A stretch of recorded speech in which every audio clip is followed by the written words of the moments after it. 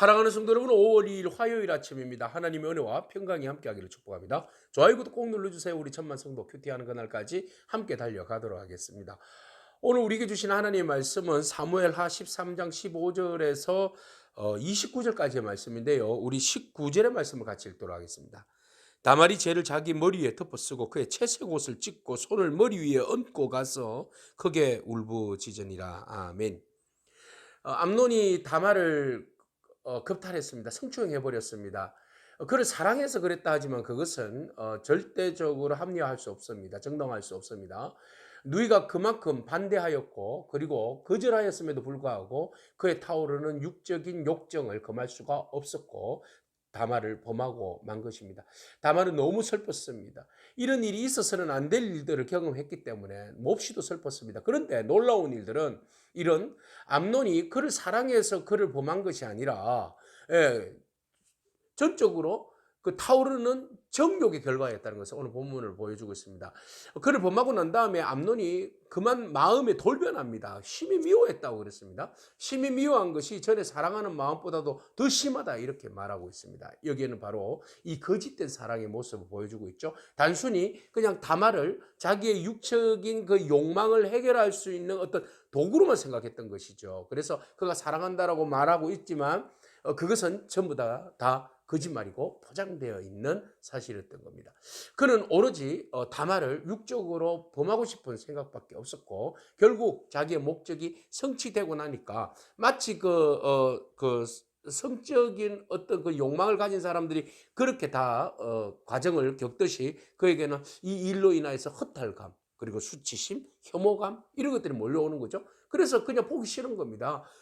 보기 싫으니까 그를 학대하는 겁니다. 그러니까 가라고 막 이렇게 학대를 하니까 다말이 너무 충격받았죠. 자기 몸은 이미 더럽혀져 있는 상태고 말이죠. 그러면 암논이 다말을 책임져야 될 거 아닙니까? 근데 나가라고 그러니까 못 나갑니다. 어떻게 내가 이렇게 나갔다가는 너무 수치스러워서 난 못 살 것 같습니다. 그러니까 네가 못 나가면 너 쫓아내버리겠다. 그렇게 해서 사람을 시켜서 다말을 그냥 쫓아내버립니다. 그리고 문 빗장을 걸어 잠굽니다. 마음의 문을 완전히 닫아버렸다는 겁니다. 자, 그 일로 인해서 다말은 너무 슬펐고 죄를 머리에 덮으시고 자기의 채색 옷, 아주 손에 옷자락이 긴 것을 이야기해요. 그래서 손에 물 닿지 않는 그런 이제 요셉이 입었던 옷이기도 하죠. 채색 옷을 막 찢으면서 울부짖습니다. 여기에서 울부짖다는 것은 고통당하는 자의 신원하는 소리예요. 나의 이 억울함을 누가 풀어줄까? 그러면서 너무너무 슬퍼하고 괴로워하는 모습 봅니다. 여러분, 사람의 눈에 눈물 흘리게 하는 사람은 피눈물 흘립니다. 남의 마음을 아프게 한 사람은 돌이키지 않으면 그 일로 인해서 더 큰 일을 당할 수 있어요. 이 그 괴로움의 그 끝자락에 있는 바로 이 그 다말의 울음소리를 슬퍼하고 괴로워하는 소리를 이제 그의 오빠 압살롬이 듣습니다. 그리고 압살롬이 들을 때 누가 이런 일을 저질렀느냐? 네 오라버니 암논이었느냐? 그러니까 암논이 이렇다 저렇다 이야기를 하니까 이 압살롬이 화가 난 거죠. 치밀어 올라온 겁니다. 그리고 아버지에게 이야기했죠. 아버지도 막 분노했습니다. 화가 치밀어 올랐습니다. 그러나 여기에서 아버지와 압살롬의 반응이 의외입니다. 왜요? 오빠가 암논이 지금 동생을 이렇게 강제로 성추행했다는 사실에 대해서 알게 되면 아버지가 불러야죠. 그죠? 아들이 형제끼리 그 일들에 대해서 어떻게 타타부타 말하지 못할 경우에 아버지가 불러야죠. 압살롬이 아버지의 눈치를 보고 있습니다. 그리고 이 타오르는 이 분노를 어떻게 해결할지 몰라서 그 분노가 앞으로 두고 보자 이런 이제 막 극한 그 감정의 고조가 최고에 올라져 있습니다. 그러면 아버지가 이 전체적인 상황을 보고 가족사의 일이잖아요. 그러면 다윗이 암논을 불러서 호되게 뭐라 해야죠. 예? 네 어떻게 동생을 이렇게 겁탈할 수 있냐 이놈아. 그러면서 혼을 내야 되는데 다윗이 침묵하더라. 우리는 오늘 여기에서 무책임한 암논의 그 행동을 봅니다. 어떤 일들을 저질렀으면 그 일들에 대해서 책임을 져야 되죠. 책임지지 않는 그런 무책임한 일들이 어디 있습니까? 오늘 우리가 일들을 벌여놓고 책임지지 않는 그런 모습들은 있지는 않습니까? 분명히 일들에 대해서는 사람에 대해서 굉장히 책임을 질 수 있는 그런 존재이기를 축복합니다. 그리고 그 이야기를 들었을 때에 아버지가 그 일을 듣고 침묵하더라 이거죠. 오빠도 침묵하더라 이거죠. 오빠는 그 분냄이 원수를 갚을 일들을 가슴에 두고 상처를 두고 복수하려고 하는 그 심정 때문에 두고 보자 이렇게 하면서 침묵한 거고, 아버지는 뭐 때문에 침묵했습니까? 여러 가지 이유가 있겠죠.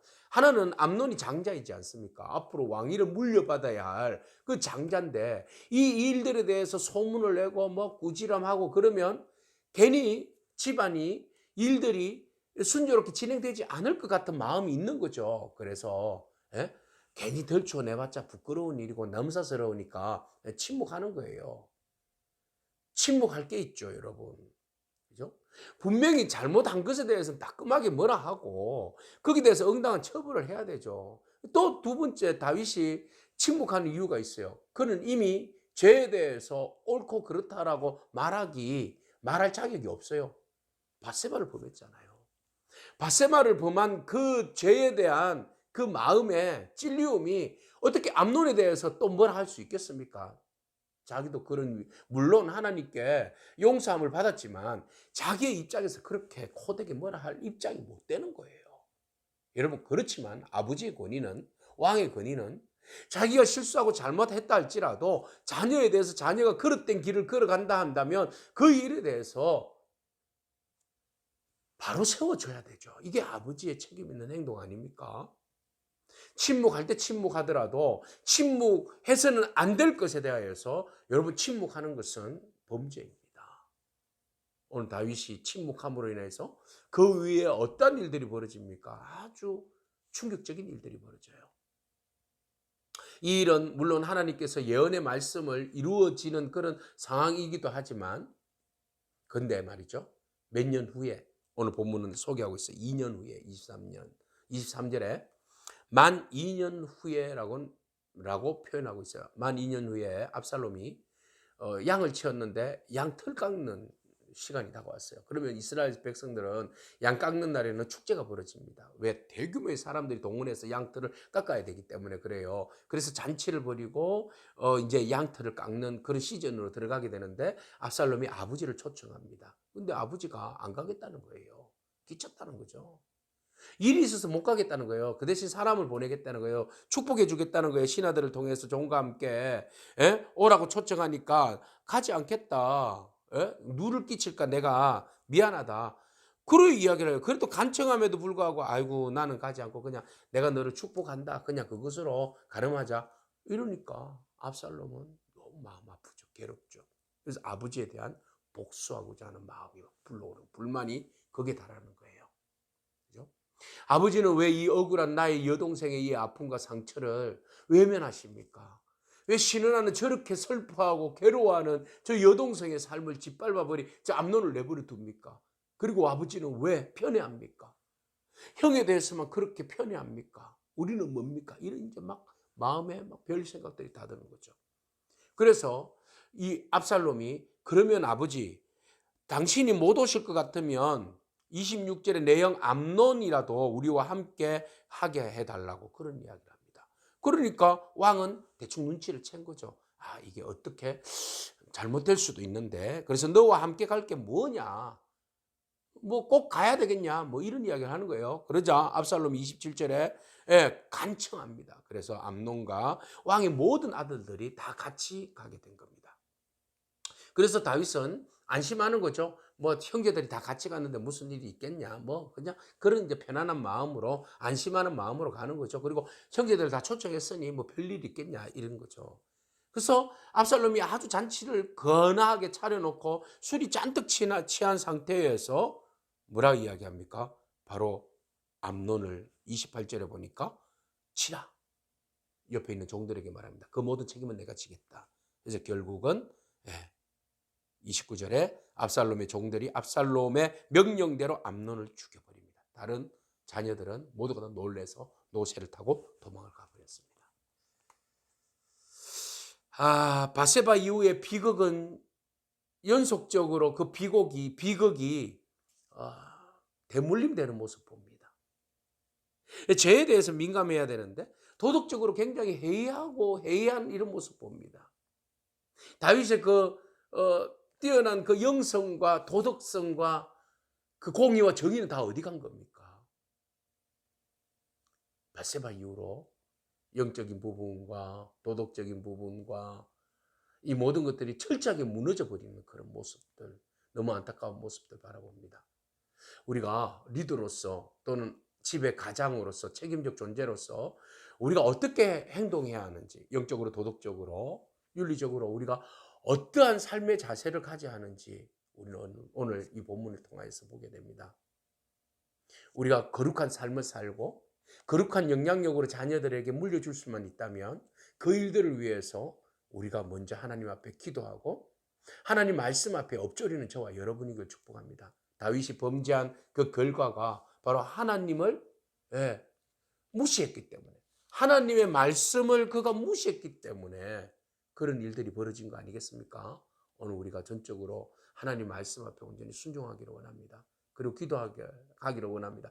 집안에 이런 일이 일어났을 때에 부모로서 책임자로서 어떤 그 일들에 대해서 분명히 앞서서 리더십을 발휘하여서 이거 옳고 그름을 판단하고 거기에 대해서 응당한 대가를 지불하고 말이죠. 상처 입은 사람들을 끌어안고 치료하고 회복하고 위로하고 거기에 대한 보상을 하고 말이죠. 그런 일들이 일어나야 그 가정이 편하고 그 공동체가 편한 줄로 믿습니다. 오늘 행여나 우리가 책임져야 할 일에 대해서 무책임하고 있다면 여러분 책임지기를 원합니다. 여러분 공동체 안에서 상처 입은 사람들이 있다면 여러분 백리를 납두고 나아가서 그 사람들의 상처를 끌어안고 위로해 주기를 바랍니다. 그리고 침묵할 때 침묵하더라도 침묵을 깨트려야 할 때는 반드시 침묵을 깨고 우리가 할 도리들을 감당함으로 하나님의 위로와 평강, 정의가 우리 공동체 안에 온전히 자리 잡기를 소망합니다. 기도하겠습니다. 주님 감사합니다. 침묵과 정오가 이야기한 그 가문의 비극을 바라봅니다.